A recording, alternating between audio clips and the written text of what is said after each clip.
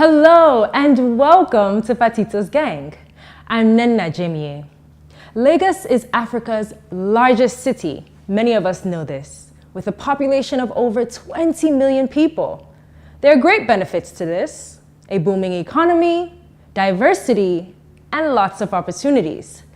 But there are also lots of challenges. Today, the gang discusses urbanization and how the Nigerian government can bridge the gap between urban and rural migration. Stay tuned.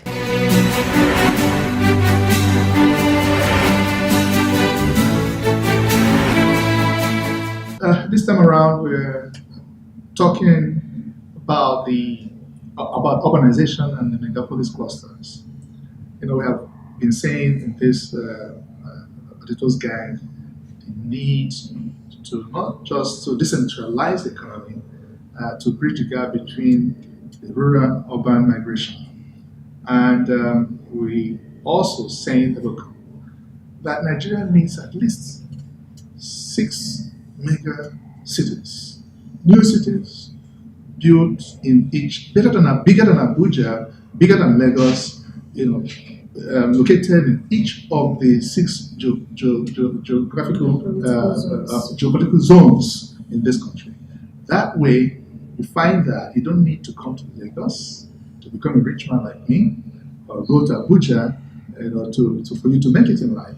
You can actually stay within your area, and then all economic activities going on there, people can really need not to travel long, except if you must, to really make a living. Gentlemen and lady, this is what we're discussing. How do we do these clusters, megapolis clusters, to really, bridge this gap of urban? Because United Nations predicted that by 2050, that 60% of Africans will be living in urban areas. What happens to the villages? Yeah, actually, what you are saying is that Nigeria, as a case study, we have actually gotten it wrong, because we believe that when you come to the city, like now we are in Lagos, that's where you can actually make it. But that is wrong. And the reason is this, that if you pay attention to other cities like Calabar, somebody have just mentioned that if you go to Calabar, that it seems to be deserted for something of that nature. I begin to have a sense that Lagos and Abuja is not actually telling people the real story. Because the real story here is that this is where you have a lot of problems, a lot of issues. Some people sleep under the bridge. Some people live in a squalor that is inhumane to anybody. Having said that, all these cities, like in Calabar is a good city. But I don't know whether it's because of economical factor, or is it because of jobs? For each of these areas, yes. For instance, the natural resource or natural endowment or the economic activity going on attract each kind of people. Yes. For instance, River State attract more oil and gas workers. Yes. Bayelsa State attracts more oil and gas. Yes. Calabar, for instance, they don't have oil well, and the one they had before given to Agbebo. But what is it that we can begin to do to attract its I own? think we need to localize the idea of urbanization. The simple maxim says that water will find its level. People will go to where they find better opportunities for their lives. So it's as simple as that. So if we are deliberate in thinking of providing opportunities or environment where we can find better opportunity for their lives, everybody will not come to Abuja. Everybody will not come to Lagos. I live in Abuja. Abuja was designed in such a way that city center is for government. The satellite towns are for the people.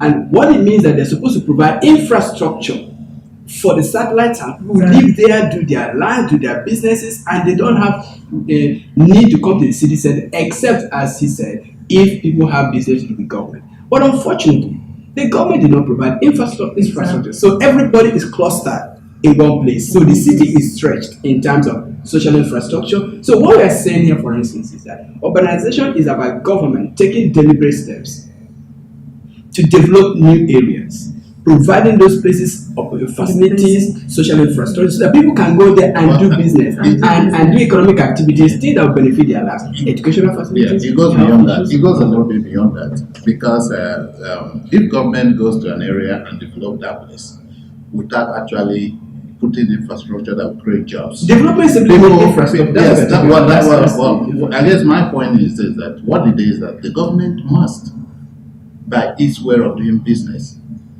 encourage people or discourage people from coming to the main city. How do you Well, this is how you do that. You understand? This is the way you do that. First of all, if you remember in 2014, when there was a brouhaha about the governor of Lagos State, then Fashola, deporting somebody back. Now, these guys that he deported, these are people that actually they don't have any business being in Lagos, come to think of it. Because hawking is not a way of life. You can make a living out of it. I don't know how they do that. But hawking, you cannot say I'm in Lagos and I'm hawking. Because what these people do at the night, they end up causing all manner of security challenges to the state. So, but what I'm trying to say is that it's not all of them though. No, I said some of them. I don't. You can't. What brought them to hawk on the Yes, what brought them because of the population. Economic opportunity. Yes. Yes. I tell you categorically that hawking in Lagos actually earns some persons a living. You cannot hawk in Calabar like we say Because the people and don't earn sell. a living. Because how many people will you see? You only need to hawk pure water under the bridges and you make sales per day. Yes, because they're taking advantage of the Because they're taking population. advantage of the Yes, population. So what we need to do as a people, as a government, is there's nothing wrong with duplicating ideas. Industries can be duplicated in the 6 geopolitical zones. You can duplicate pencil industries. You can duplicate maybe hair making, attachment making industries. No, I think one of the You things. understand? Take them to some other region. Yes, that's what I was going to say. One of the things that the government must consistently do is to encourage the investors. the companies here Yes. to move into inner cities. Now the companies, Yes. I'm an advocate. Yes. I've been pushing, as part of my own personal advocacy program, that companies should move to other places. Yes. And some companies should move to my village so that we can, So that we can provide you It's not about advocating for it. they have to incentives. Yes. For that. What are the incentives? What are the Yeah, there are no incentives to that. You Okay. have What about roads. security? Do you Yes. have Tell me, they have- security? Do you have power? And the power. Yes. Okay. Right. And incidentally, in the gas master plan, my own state, my own village, not Yes. captured. Even as a whole region, southeast, not captured in the oil, the oil and gas gas master plan. Yes. So how are they? What is the alternative? For example, here in Lagos. What about the roads? They're not there. Yeah, we've talked about that before. For example, here in Lagos, if you realize they have little urban cities that actually doing business within themselves, they don't have to travel from one end to another end. So such thing can be reduplicated elsewhere. Exactly. That's where I'm coming Duplication of from. ideas. Now, in order for companies, for example, I mean in the southeast, no south rather, the oil companies, for some reason, voted out of their head office and came to Lagos, and that needs to be discouraged because you cannot be making money elsewhere and spending the money elsewhere. That is not good. So what I think that the government has a whole lot to do with this. And you find that there was a study done, I saw it on one of the TV stations, and they carried out the study, and which showed that when the shell left Warri because of insecurity and all that, Yes.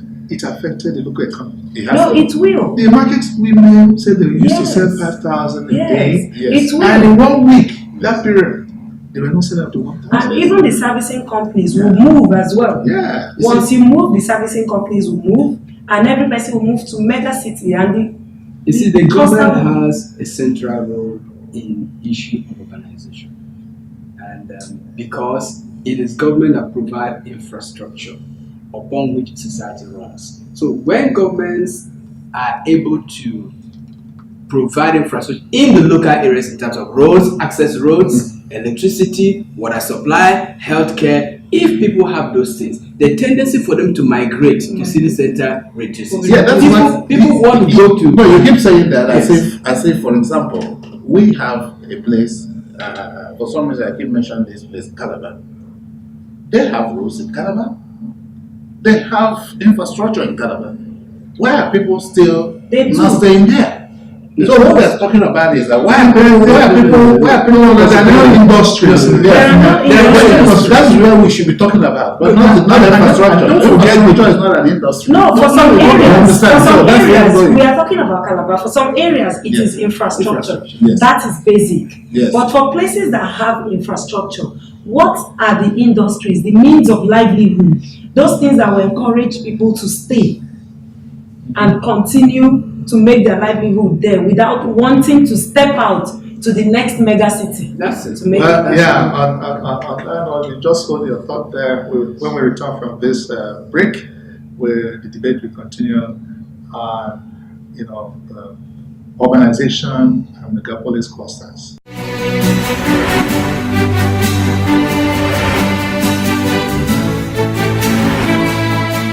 The gang believes that government consistently neglecting to develop these rural areas is what's causing this massive migration of people moving from the rural areas to the larger cities.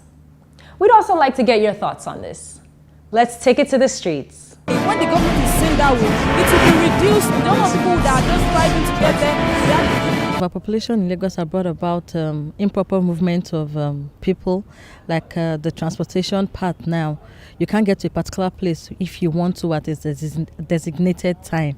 There's always lots of traffic on the road. People build houses in a way where there's no air circulation, improper ventilation, thereby bringing about diseases or infections. In a state like Lagos State, with population as at 2016 to be 21 million people, that's like times 2 of the size of Dubai.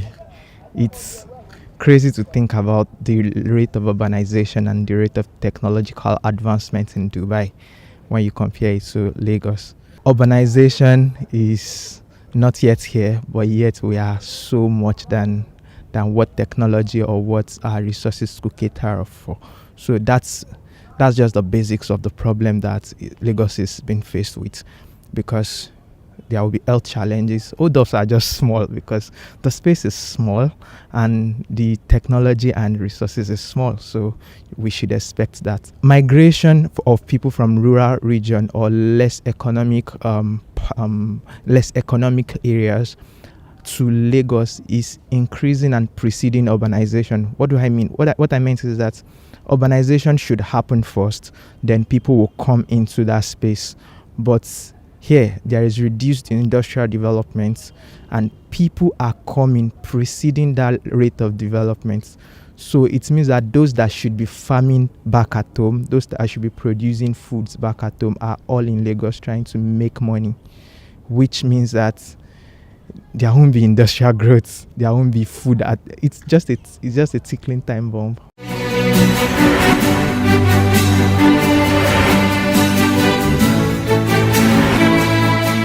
But still talking about urbanization and megapolis clusters, and we're saying that this need to decentralize the economy. Take a study of all the different areas. There are some places that need infrastructure. There are some places that need more industries that will attract people. Because if, for instance, you do up the roads, and don't forget the development strategies that some of these states have.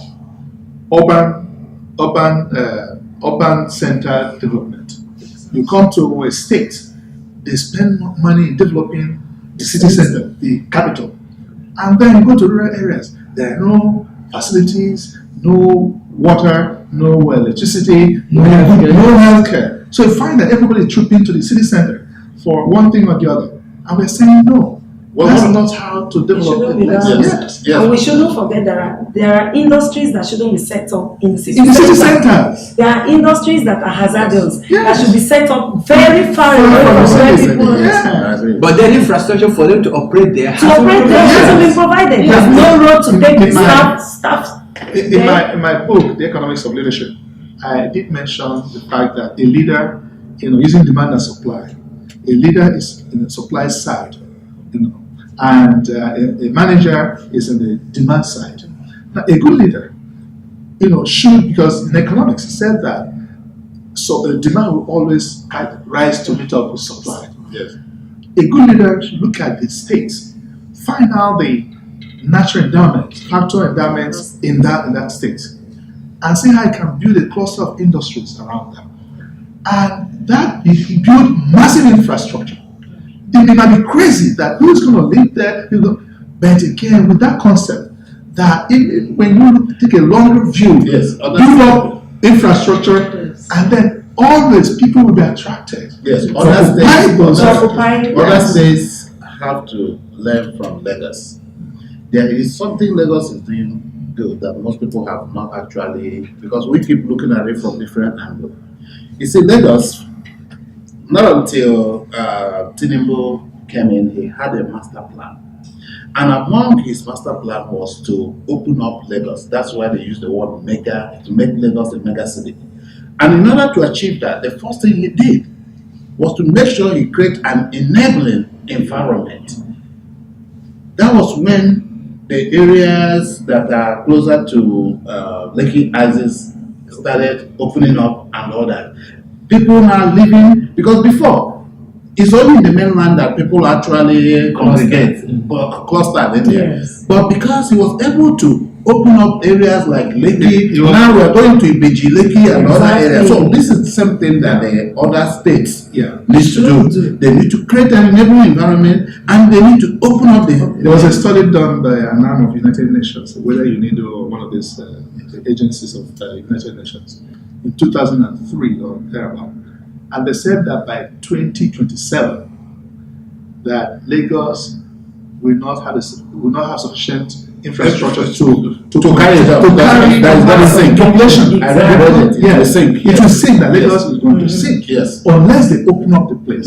Yes. That's why the Badagry corridor is opening up. Soon Lagos will be overstretched and will have. It's already overstretched. As we speak, Abuja City Center is overstretched and overflowing because government has consistently neglected development of the satellite towns.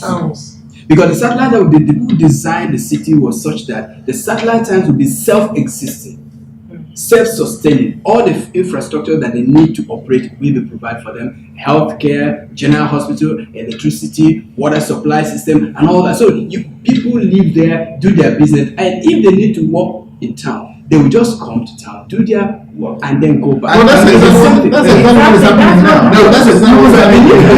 We need to encourage that in all the states. And for the states that do not have anything at all, after infrastructure, Akwa Ibom State a case study. The infrastructure, talking about roads, the previous administration did well because we did well with the road infrastructure. And this present government is coming up with industries, cottage industries. I think I hear of a coconut refinery, something like that. It will pull people from places like Abuja and Lagos. And gladly, some people will go because life is easy. The pollution is easy. One thing, when Akpabio was there, and I was among the team, that went on that visit. Group of lawyers went to visit and all that. Fashola was there. Liam Oke was there, Cross River, and all that. And it took us around. So, the most fascinating thing is when it rains, within an hour, it goes. It's a beautiful that's experience. that goes back to what we're talking about. It's a A leader having a vision. So we must be able to replicate that in every other Right in my state. presence, Akpabio told Fashola that, look, I'll be your consultant. I'll tell you what we have to do in Lagos. Exactly. In Lagos, how to curb flooding in Lagos. do what Akpabio did in Uyo took part. Yes. But again, that if you leave Uyo, there's no, But we no must sense start from of somewhere. development. No, we must start from somewhere. When you leave Uyo, that's the development thing that is not a balanced development. We must start from somewhere. Yes. And starting from somewhere in the Nigerian context is almost often the city center. And then you still encourages urban-rural migration. We need to encourage urban rural migration. I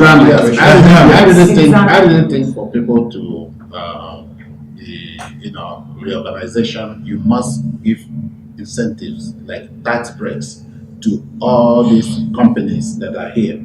For example, I have a friend that owns a toy manufacturing company, and I asked him, why do you decide to situate your factory in Ogun State? And he told me, just very simple, he said, because they have a gas. Yes, gas passes there. Passes there. Yes. And so it's cheaper for me. Are you not telling me that you can't do such thing in Aba? Because I also believe that Aba has a gas. No. They don't have that. No, that's what I'm saying. So the infrastructure is cut off. It's cut off. Yes. Then that's the problem there. Because that's the problem. No. That issue has to do with location and localization of industry. Nearness to raw material. No. If you raw material, get a better raw material. No. In tire making, for instance, get a better raw material. Down there in my village, for instance, there's no gas. Do you know how much? It's not on NEPA. It's this gas. If NEPA costs 200,000 a month, this guy can spend only 84,000 in using gas. Yes. Okay. And the machines must not stop. Yes. Exactly. And they must not stop. The machine must continue to 24 hours. Let's look at this, as we said, urbanization. What is the role of government in this thing? Especially, as we said, in the provision of infrastructure. Yeah, we have identified so that states will see it as a particular responsibility. We need to move the exclusive list and recurrent list. In that aspect, something like rail is an exclusive list. If any state needs to do rail, they need government. And if the federal government does not like your face, they will not approve it. Yes. You know what happened during Japan time when Lagos wanted to do a metro. And someone cancelled it. Yes. Now who is the person? I think it was Buhari. Buhari or Shagari, I don't know who. Yes, but again, if you need like this gas you also need government approval. Some places are cut off from the master plan. And people develop that master plan. Yes, people develop cut off some people. Yeah, that's the politics that is very dangerous to our liking. The environmental challenges of urbanization and urban renewal, the social challenges, they're all there.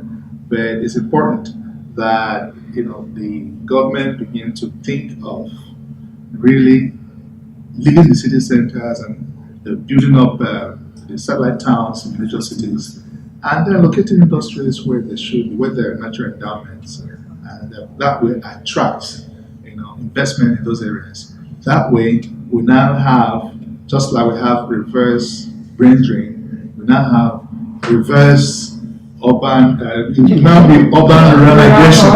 Yeah, some of us will gladly move to the move to the rural areas. You have that life is quieter, more peaceful. So that way, Nigeria will continue to grow and be a better place for all. Well, that's all we have for this episode, and join us next time.